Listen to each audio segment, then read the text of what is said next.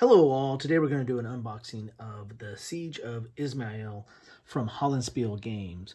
And I found right off the bat, this is kind of interesting. I really kind of like the art here, and then you have just a little bit of color of one of the soldiers that is participating in the siege. This is for 2 players. It has a duration of 120 minutes. Solitaire is high suitability, and weight is medium. Comes in the typical Hollandspiele, thin box here.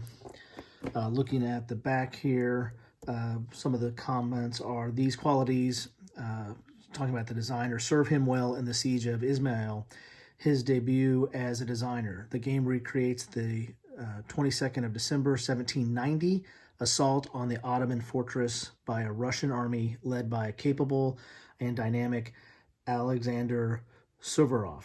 This famous Russian victory against overwhelming odds inspired the unofficial national anthem, Let the Thunder of Victory Sound. So let's see what we get in the box here. I found this topic very interesting.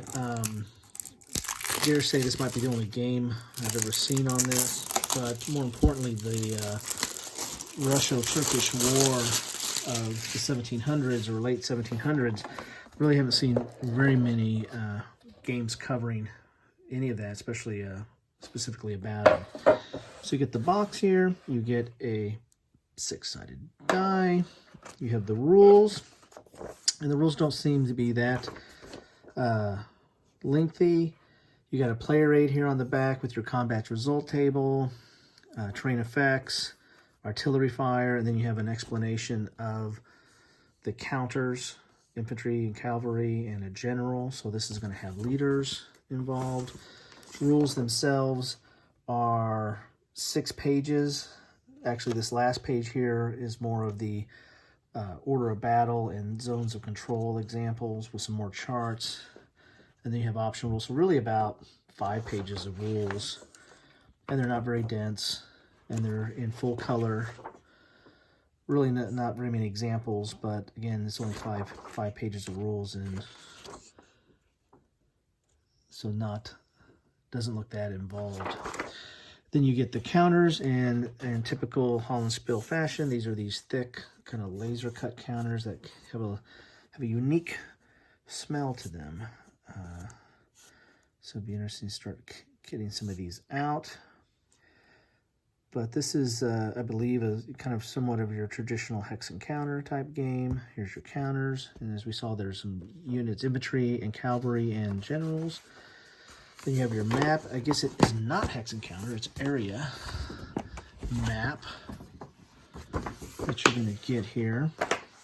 So here's the battle. Here's the city, I guess the city walls, or the walls of the that are being defended by the Ottomans. And pretty interesting. It's kind of a nice little map. It's not very cluttered.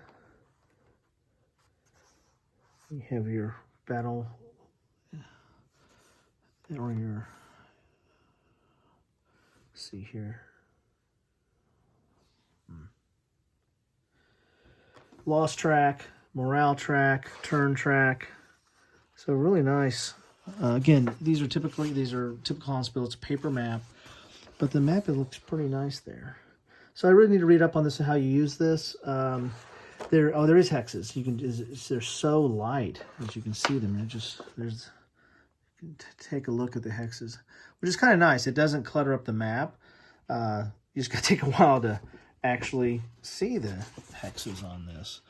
So it should be pretty interesting to see how this plays out. I kind of like it. Kind of an understated map here. So that's what you get in the box here. I found this, this is kind of a rare topic. Hollandspiele is pretty good at that, of coming up with some things that are a little bit off the beaten path. Smaller publisher, and so they take liberty in not doing the most mass appeal type stuff, and doing what they want to do. And here again are your counters. So you get the map, you get the counters. Rules are not that long at all, and a die and a box. So there you have it. Hopefully this was helpful. If you like this, please like, subscribe to see more. And love to know what your comments are. What do you think about this game? What do you think about other games in the Hollandspiele line? I'm going to probably put this on a playlist of under publishers for Hollandspiele so you can see some of the stuff that they're coming out with. Anyway, thanks for watching. Bye.